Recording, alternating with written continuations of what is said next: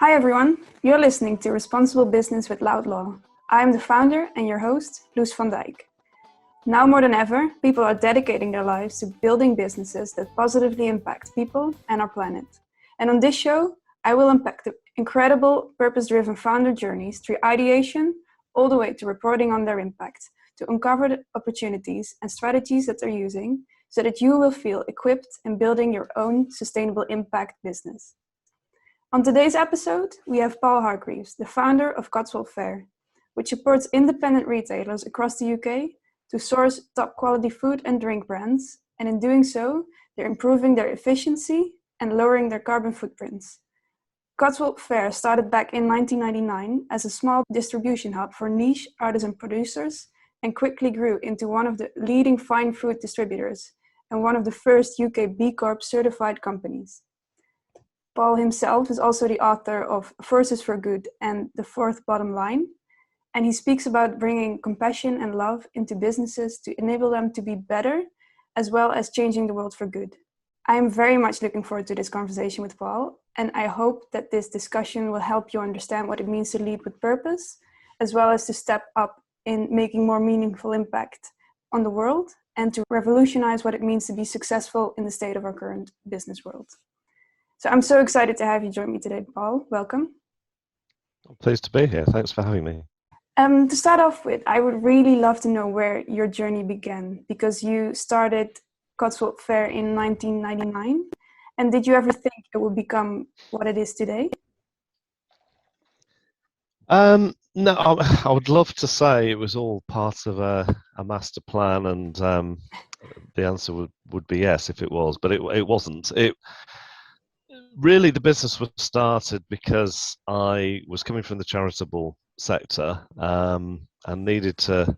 The funding was drying up for what I was doing, so needed to earn some money. I was probably unemployable because I spent 12 years basically being my own boss in the charity world.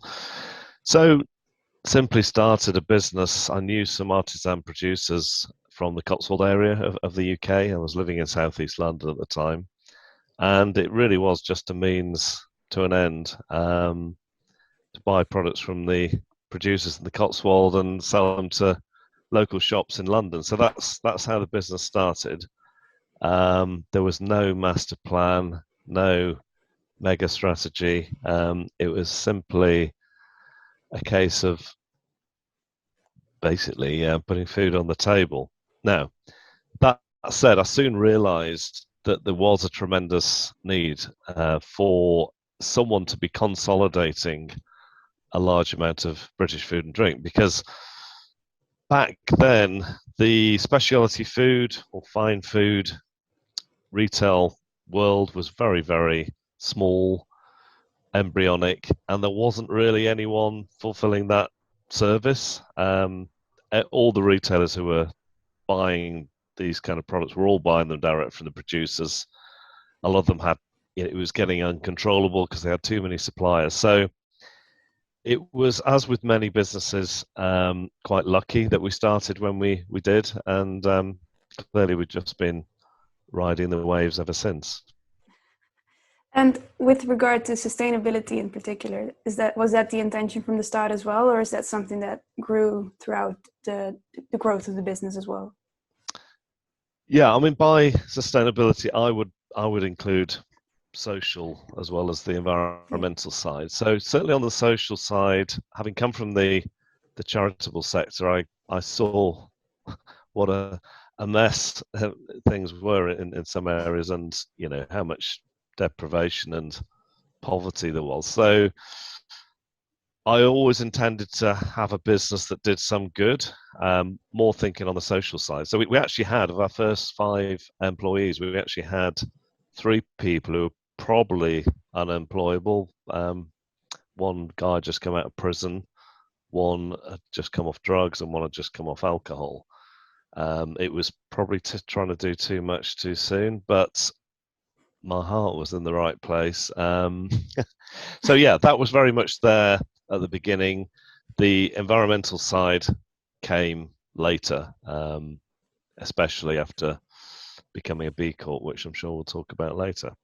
Because if you want to go into the B Corp topic, which I think is one of the most interesting ones that we can discuss, is that I think nowadays everyone will somehow have heard of B Corp and what it means and the intentions behind it. Was that always the case? Because you were one of the first ones in the UK to adopt the certification. And can you tell us a little bit about how the perception of B Corp certification has changed since then?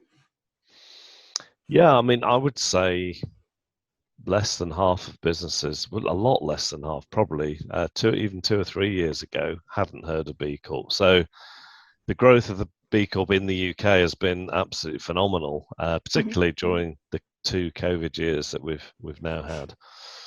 So yeah, I mean, we became a B Corp in 2015, and for many years we had the logo on our trade stand at shows, and no one knew what it was.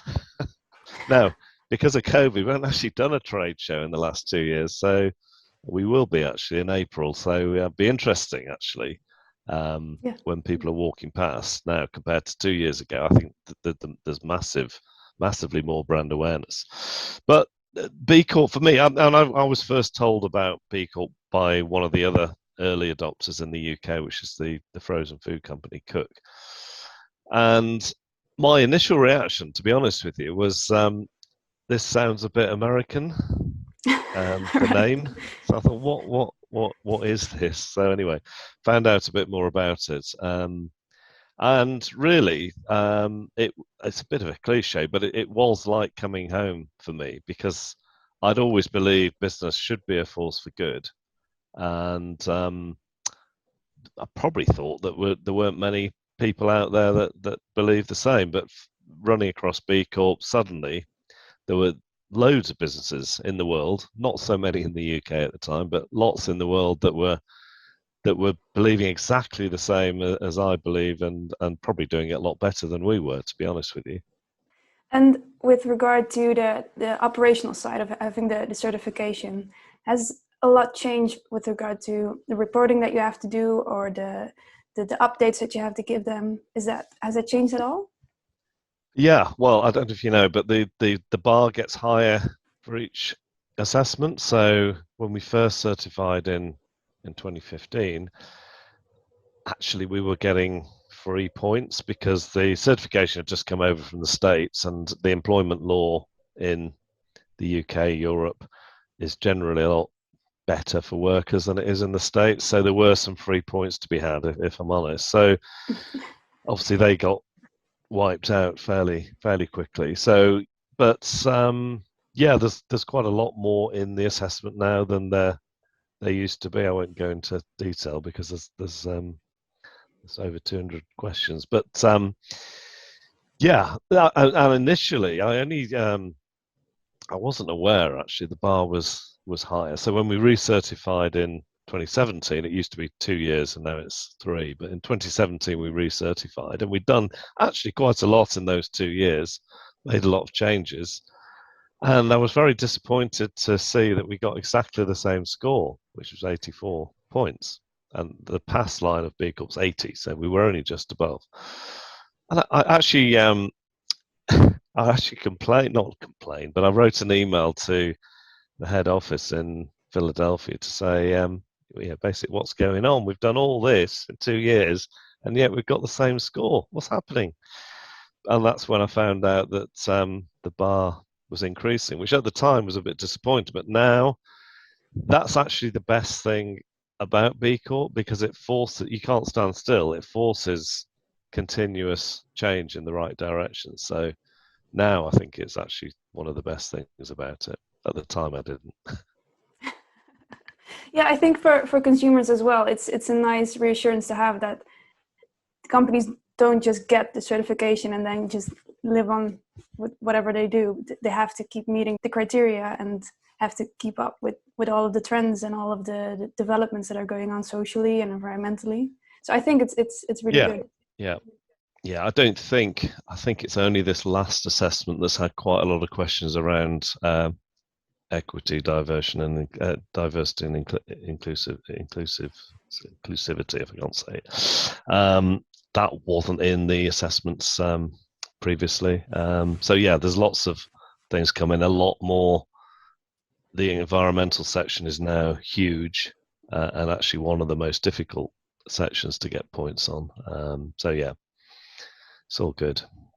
And do you have any advice for founders that may not yet qualify right now for the certification, or who don't have yet the finances to pay for the certification yet? Is there anything that they can do to let their customers or their clients know that they have certain commitments that they're living up to without having the actual certification to back it up? Well, I don't think paying for it shouldn't be an issue, because what you pay as a B Corp is proportional to your revenue. So it's a tiny amount of money for startups. So that should never be an issue. If it is, you're probably looking at it the wrong way around. But at the same time, clearly there's lots of great businesses that are doing loads of good that aren't B Corps. And, I know James Timpson of Timpsons, and he has a fantastic business. They take 10% of their employees come straight from prison. Probably will never be a B Corp, but it's a brilliant business doing loads of good. So B Corp certainly doesn't have a monopoly on good businesses, but it's the only certification I'm aware of that pulls together, the workers area, governance, community, and environment in one certification process, and does in that way it does give you a good idea of how good you are as a business for the world. So yeah, I mean, lots more people do go through the questionnaire, and loads more, probably, well, at least 10 times more go through that process that don't become a B Corp. So there's loads of businesses looking at this stuff without actually certifying. So that's something that anyone can do, and it's currently free of charge still. So yeah, I do think it's a good validation process, and yeah. I would, if you are a business that wants to do good, in some ways, why wouldn't you get this process done, really? Yeah, absolutely. Yeah, definitely. And looking back, when you were trying to integrate more social or sustainable practices into your operations, what was the biggest challenge that you faced when doing so? Well, I was talking about this with someone in the last couple of days, actually. The thing, so now we very much put people and planet before profit. Previously, I probably talked about holding the three in balance, but now we're probably more aggressively saying we're going to put people and planet first, and the profits follow. And it's very difficult for us in the West, particularly, to get away from the mindset of the financial bottom line always takes precedence. Even with B Corp businesses, it's easy to get into the trap of looking at the money first and then working out what you can do. Whereas I don't think that's the right way around. I think that's actually a mindset of scarcity, and we need to get into a mindset of generosity and abundance. And it is a mindset shift, but we have to look at putting people and planet first. There's no option. The world is in such a mess at the moment. Businesses need to completely change their mindset. Now, the good news is this is in many religions in the world, most of them have this as a concept that, if you give away, you get back. It's in various different ways. That's in many religions and cultures of the world, and it's true. It's true, absolutely true. I mean, we can prove it from us in the last 3 or 4 years. The more we've given away, the more profits we've actually made, when we're not actually focusing as much on the profits. It sounds a paradox, but I do think that's true, and more businesses doing that would make a massive difference in the world. Yeah, absolutely. I think slowly it's increasing as well, the perception of putting people and planet before profit. But I think a lot of people still have the narrative in their mind is that there's an element of profit making to it, that just because it's trendy or just because it's spoken about a lot about being more sustainable, being more of a social impact company, and that's where the money is right now. And still, I think that's not going to have the right impact. Sure, it will have some impact, but not. Yes. Yeah. No, I agree. But at the same time, we shouldn't be embarrassed of making profit either. Absolutely And, not. and I'm saying that, and I'll just add something to what I said before. So it's a lot easier now for us to do stuff, spend money on things when we're a lot bigger than we used to be. And that's why I want us to be a financially stable business as well, because you can do a lot more. You can take more risks. Yep. And it is, in the first, well, I'll just to complete the story I told you at the beginning. So we started off all the great intentions. Then my business partner actually left at the beginning of the company, so I was left running this company on my own, and it was tough, as it is in many startups. We didn't have enough money to pay the wages some months, and it's really hard work getting those early years. And it was a lot more difficult to do stuff then. It's a lot easier now. We've got obviously more people, more money in the bank, and it is easier now. So although I probably would change the way I did it if I could go back in time, but I do strongly believe, especially now, because this is what consumers want. They want to buy stuff from businesses that are putting people and planet first. So the argument is, well, if someone came to me and said, look, I'm really going to focus on profit for the next 10 years, and then we'll start doing good stuff for the world. I said, well, I would say you probably won't be here in 10 years if you do that, because increasingly every year that goes by, businesses are wanting to deal with businesses that are sustainable. Consumers want to buy products that are sustainable, and that's only going in one direction. So it would be a very risky strategy at the moment just to focus on profit. So just from a business point of view, it makes sense to be putting people and planet first. Yeah, agree. Yeah. And when it comes to reporting your impact, your positive impact on whether it comes to sustainability or social impact, how do you go about reporting? How do you take stock of what your impact actually is, and how do you communicate it properly to your customers? Okay, so obviously the B Corp assessment is every 3 years. We actually do the assessment ourselves, and it doesn't go anywhere in the years in between. So we still carry on measuring all those metrics. And then as a B Corp, one thing you have to do is produce an impact report every year, which we do. And that is actually a great document. It's probably the thing we print a few things in the company. That's the thing I most look forward to getting, because it's really a big celebration of everything we've done in the last year. And the nice thing now, looking through it each year, is that most of what happens isn't down to me. Initially, most of what happened was down to me, and I think that's a good indication of how our culture has changed, because most of the stuff we get up to now, it's other people having the ideas and doing stuff, and not me, which is much better place to be. And obviously, because it means the whole culture has changed and not just at the top. So, and that impact report is one of the most powerful marketing documents we have, actually. People come to us because of that report. And I guess I was probably originally slightly reluctant. It's quite a few pages. I didn't want it to look like we were doing stuff for the wrong reasons, so we probably used to hold back, actually. Didn't talk about everything we were doing, but now I've probably changed my mind on that if anything, obviously everything in there we have to check we're saying absolutely the truth of what's happening. But I'm now thinking, well, yeah, let's shout about it, because we want to challenge other businesses to do as much and hopefully more than we're doing. So Yeah.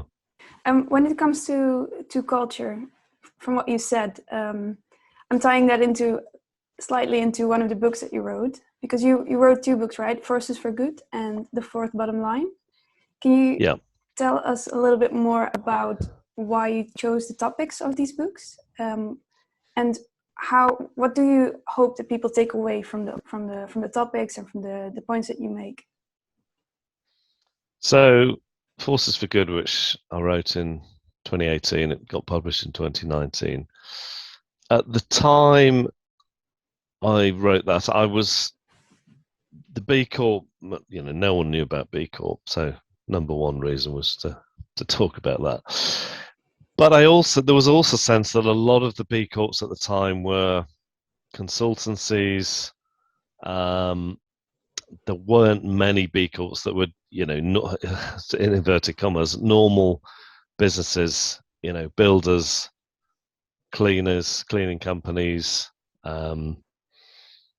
retailers, and there still aren't actually that many retailers. But the main message I wanted to get out there was that any business can do good, whatever you're doing. You don't have to be a solar panel company. You don't have to be building wind turbines. Any business can do good in the area they're in, and that was the main point I wanted to get across. And obviously, I talked about we're a normal business. We move a couple of million boxes of food and drink all over the country every year. There are lots of distributors and wholesalers around. So yeah, I just wanted to let people know they too could be a good business, and there's lots of examples of other businesses in the book as well as us. Now, so that book was really what I've just said already. It was talking about people, it's talking about the planet, and actually, if you do this stuff, the profits will follow. That's in the book. But as I was writing it, I realized that if we are going to do this, that we need more than that. We need more than good intentions. We actually need to change as people. We actually need more compassion, which results in passion, I guess, for the poor and for the planet.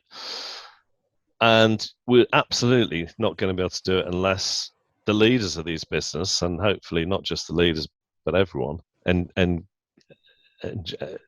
have some kind of personal change going on in their lives.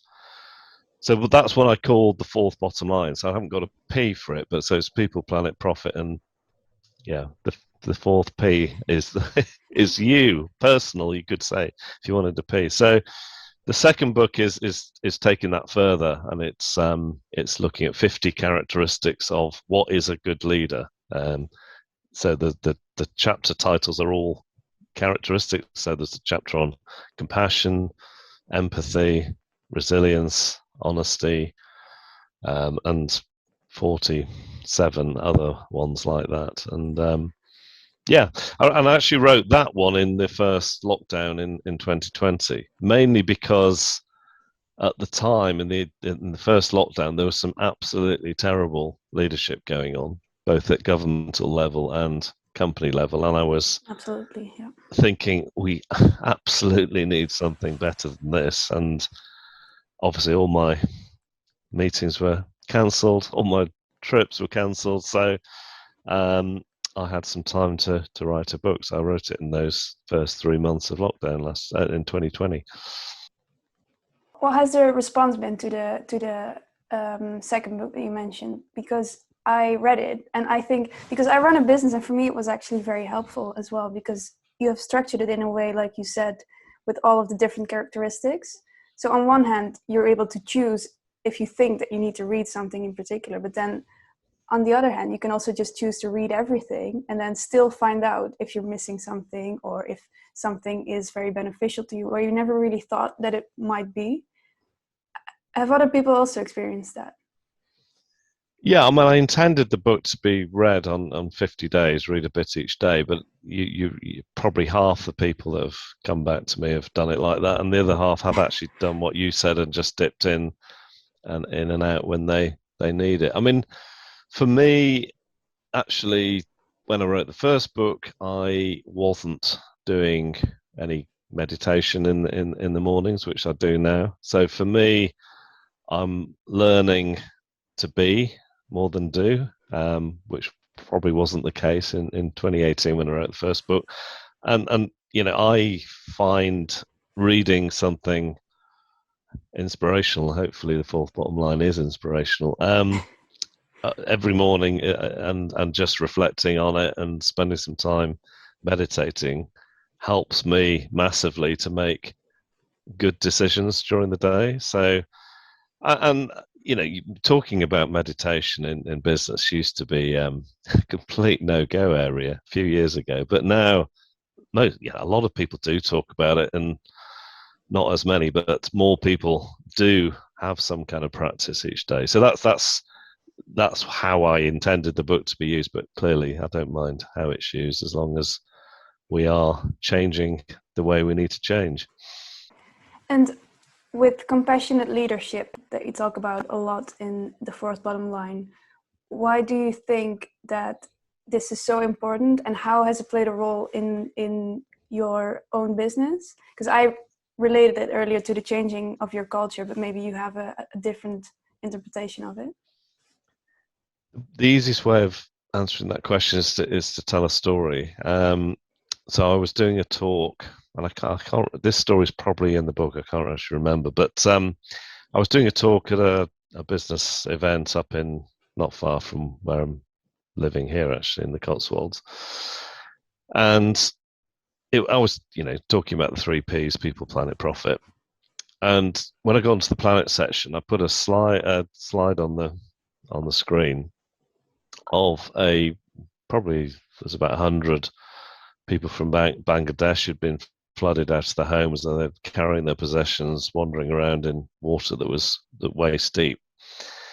And I'd used this slide before without any impact on me anyway. And I got to this point in the presentation, I just started weeping on the stage, which was quite embarrassing at the time. I wasn't really used to crying during my presentations. It actually happens quite a lot these days, but and I managed to recover and get through it. But afterwards, I was thinking, what on earth was going on there? And what it was, I think, for me up to that point, climate change was this slightly theoretical thing. But it was at that point I realised that actually climate change and what Western businesses predominantly have done is actually kill people in different parts of the world. And that's, every day people are dying for various reasons due to climate change. And that actually, with that going right kind of down inside me, certainly created a lot more compassion. But compassion is about action. So it's not just about feeling sorry for people. And our drive to be better in terms of climate and all the sustainable stuff we do was definitely fired up at that point. And it was a big turning point for me, actually. And a final question is, what is next for the business and for you? And where can people get in touch with the business if they have any questions or want to learn more? So, as you probably know, we've got a retail and restaurant business now near Bristol called Flourish. We're hoping to do another one of those. Probably not this year, but then hopefully the following year.